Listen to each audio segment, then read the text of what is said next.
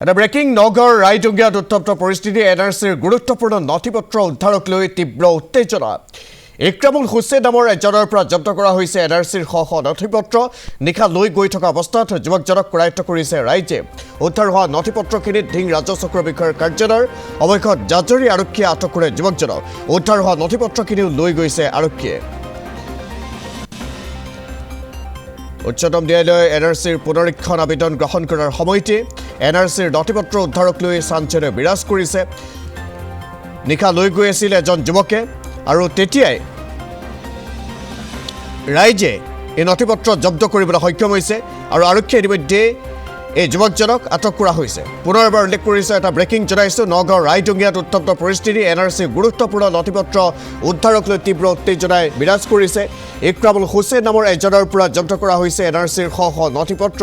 দৃশ্য দেখুৱাইছো নিশা লৈ গৈ থকা অৱস্থাত যুৱকজনক কৰায়ত্ব কৰিছে ৰাইজে উদ্ধাৰ হোৱা নথিপত্ৰখিনিৰ ধিং ৰাজহ চক্ৰ বিষয়াৰ কাৰ্যালয়ৰ অৱশেষত জাজৰি আৰক্ষীয়ে আটক কৰে যুৱকজনক উদ্ধাৰ হোৱা নথিপত্ৰখিনিও লৈ গৈছে আৰক্ষীয়ে ফোনযোগে সংযুক্ত হৈছোঁ বটদ্ৰৱাৰ সাংবাদিক প্ৰাঞ্জলৰ সৈতে প্ৰাঞ্জল সবিশেষ তথ্যখিনি আপোনাৰ পৰা জানিব বিচাৰিছোঁ এজন যুৱকে নথিপত্ৰখিনি লৈ গৈছিল শ নথিপত্ৰ আছে এনআৰচিৰ গুৰুত্বপূৰ্ণ নথি আছে আৰু ৰাইজৰ সন্দেহ পৰ্যায়ত যেতিয়া ৰাইজে চাইছিল তেতিয়া এই নথিপত্ৰ উদ্ধাৰ কৰিবলৈ সক্ষম হৈছে আৰক্ষীয়ে আটক কৰিছে ঘটনাৰ সবিশেষ আপোনাৰ পৰা জানিব বিচাৰিছোঁ কিহৰ বাবে এই নথিপত্ৰ লৈ যোৱা হৈছিল আৰু কাৰ আচলতে নথিপত্ৰ ইয়াৰ সবিশেষ আপোনাৰ পৰা জানিম পাঠ্য প্ৰথমতে আমি উল্লেখ কৰিছোঁ চাওক যে যি সময়ত উচ্চতম ন্যায়ালয়ে এনআৰচিৰ পুনৰীক্ষণৰ আবেদন গ্ৰহণ কৰিছে সেই সময়তে এনআৰচিৰ গুৰুত্বপূৰ্ণ নথিপত্ৰ শ আচলতে নথিপত্ৰ উদ্ধাৰ হোৱা ঘটনাই চাঞ্চল্যৰ সৃষ্টি কৰিছে আৰু বিশেষকৈ নগাঁও ৰাইডুঙ্গিয়াত নিশা প্ৰায় 9:30 মান বজাত এই নথিপত্ৰখিনি উদ্ধাৰ কৰিছে স্থানীয় ৰাইজে এজন যুৱকে নিশা ভাগত যিহেতু এখন আচলতে তিনিচকীয়া যি ঠেলা ৰিক্সা সেই ৰিক্সাৰে এই যি এনআৰচি নথিপত্ৰ এই নথিপত্ৰখিনি ঢাকি লৈ গৈ আছিলে আৰু ৰাইজৰ যিহেতু সন্দেহ উপজিছিলে আৰু সন্দেহ উপজাতে সোধপোছ কৰিলে আৰু সোধপোছ কৰাৰ পিছতেই এই যিখিনি নথিপত্ৰ এই নথিপত্ৰখিনি ৰাইজে যেতিয়া চালে তাৰ পিছতেই সমগ্ৰ ঘটনাটো পোহৰলৈ আহিল আৰু এই যিজন যুৱকে লৈ গৈ আছিলে নথিপত্ৰখিনি এই যুৱকজনৰ নাম হৈছে ইক্ৰামুল হুছেইন আৰু যুৱকজনে ইতিমধ্যে উল্লেখ কৰিছে যে তেওঁৰ ঘৰ নগাঁৱৰ গৰৈমাৰীত বুলি তেওঁ উল্লেখ কৰিছে কিন্তু আৰক্ষী যিহেতু বৰ্তমান সময়ত ঘটনাস্থলীত উপস্থিত হৈ নথিপত্ৰখিনি উদ্ধাৰ কৰাৰ লগতে যুৱকজনক আটক কৰিছে আৰু আৰক্ষীয়ে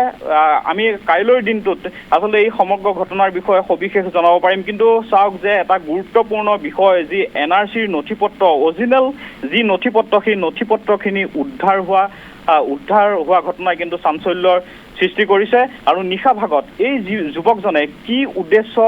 আগত ৰাখি তেওঁ এই গুৰুত্বপূৰ্ণ নথিপত্ৰসমূহ নিশা ভাগত লৈ গৈছিলে কিহৰ কাৰণে নিছিলে সমগ্ৰ ঘটনা কিন্তু ৰহস্যৰ আৱৰ্তত সোমাই পৰিছে কাৰণ ধিং ৰাজহ চক্ৰ কাৰ্যালয়ৰ গুৰুত্বপূৰ্ণ ইয়াত ফিল্ডমোহৰ ইয়াতে তাত দেখিবলৈ পোৱা গৈছে আৰু বটদ্ৰৱা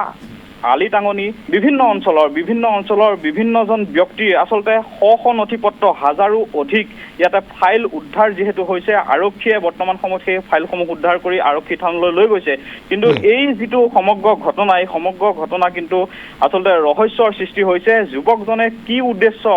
উদ্দেশ্যৰে এই নথিপত্ৰখিনি লৈ গৈছিলে সেয়াও কিন্তু সন্দেহৰ আৱৰ্তত যিহেতু আৰক্ষীয়ে বৰ্তমান সময়ত যুৱকজনক আটক কৰিছে আৰক্ষী জেৰাৰ অন্তত আচলতে আমি এই সবিশেষ জনাব পাৰিম পাৰ্থ ঠিক আছে ধন্যবাদ জ্ঞাপন কৰিছোঁ প্ৰাঞ্জল সমগ্ৰ বিষয়টো সন্দৰ্ভত সবিশেষ তথ্যখিনি জনোৱাৰ বাবে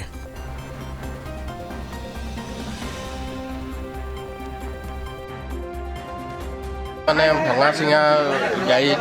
অলপ এই এনআৰচি কাগজ উঠাই লৈ আহিছে এতিয়া ক'ৰ পৰা আনিছে আমি একো গম পোৱা নাই কিন্তু চোৱাৰ মতে তাত দেখিছোঁ আলিটাঙনি আছে বৰদোৱা আছে তেনেকুৱা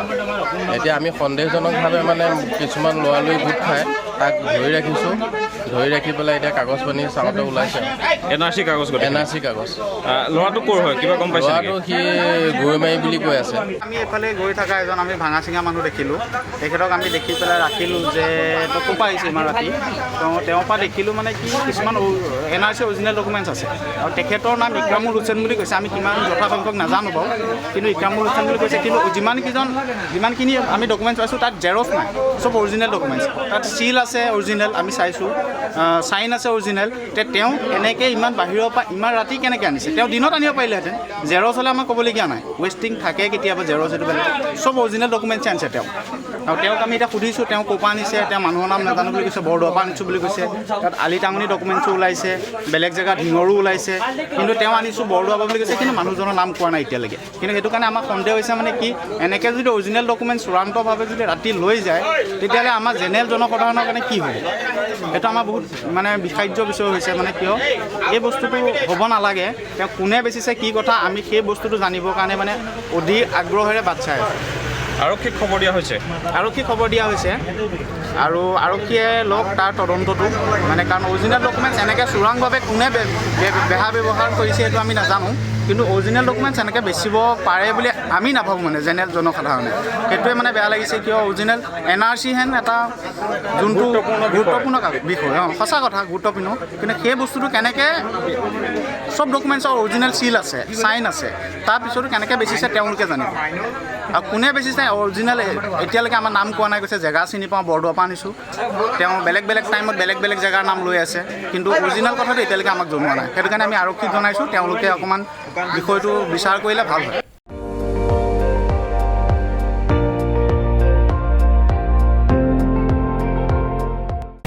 আপুনি চাই আছে ND24, সৰ্বশ্ৰেষ্ঠ নহয় সৰ্বোত্তমৰ দৌৰ।